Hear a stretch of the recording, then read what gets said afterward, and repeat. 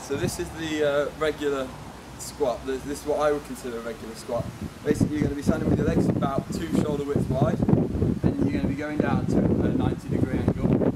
And the way I would do this in repetitions is just to bend down, make sure your legs are at 90 degrees, and make sure your knees go over your toes.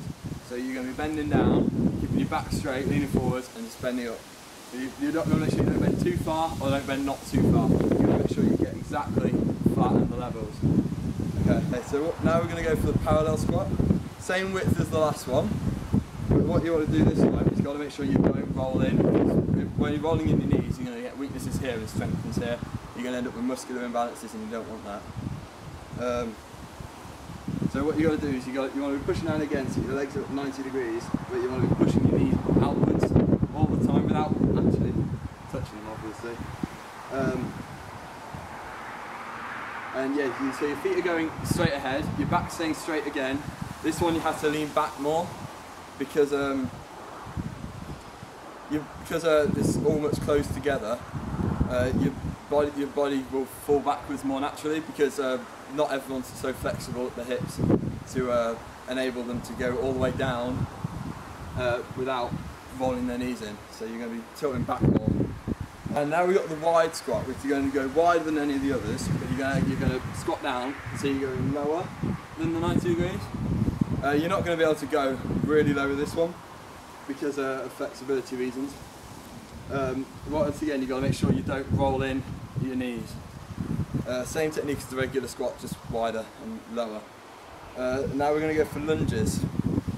Now with lunges, the most important thing is to keep your 90-degree angles here and here, because a lot of people will go like this for a lunge or like this. So you've got to make sure you stay completely straight and down. In this one you have to repeat on both legs to prevent muscular imbalances. Okay, so that last section was my repetition squat. So they're what I would do in repetitions, just in constant down-up movements. These next ones are withheld squats. So what I'm going to do for this one is I'm going to be hitting the squat, holding it, maybe pushing slightly and then easing off, but essentially I'm going to be holding the squat for a long period of time. So I'm going to start off, I'm going to start my feet together, my legs turned out, and I'm going to be going all the way down. This is into a relaxed position, so you're not forcing the muscles at this point. But then you're going to be lifting up slightly and pushing your knees out, really firing up the rear muscles. And that's going to be done in repetitions, so pushing up, holding, relaxing, pushing up and holding, relaxing. And then you'll do a similar action in the regular squat position. So again, there, and then you'll be firing up and relaxing, firing up and relaxing. And then with the withheld squats, I would also incorporate. With the withheld squats, I would also incorporate the use of just holding a regular squat, regular turned out squat, just holding that position, because it's very good for firing up all the muscle fibres in your upper legs and lower back. Then same with the wide squat.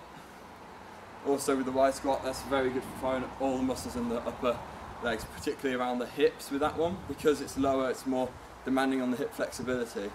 You're going to be firing up the use of the muscles around here and around the back more than anywhere else, whereas in the regular squat you're going to be firing up the quads and the hamstrings quite a bit. This one you're going to be firing them up less, and your hip flexors and your gluteus more.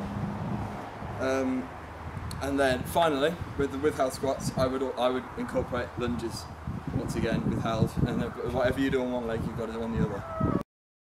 So now we've got a little exercise that I call ninjas. It uses lunges, but it's more explosive movement. Whereas what we've been doing so far is slow and withheld movements there, and doing the repetitions and just holding it. They're very slow withheld movements. But what I'm going to do now is I'm going to fire more explosive fibres into the exercise. So you're going to be going down to a lunge, holding it, and then you can fire up and change legs. Fire up and change legs. So what you're doing there is you're creating an upward force, which is causing the muscles to work hard for a very short period of time to fire you up into the air, and then as you come down you're controlling it down and holding it.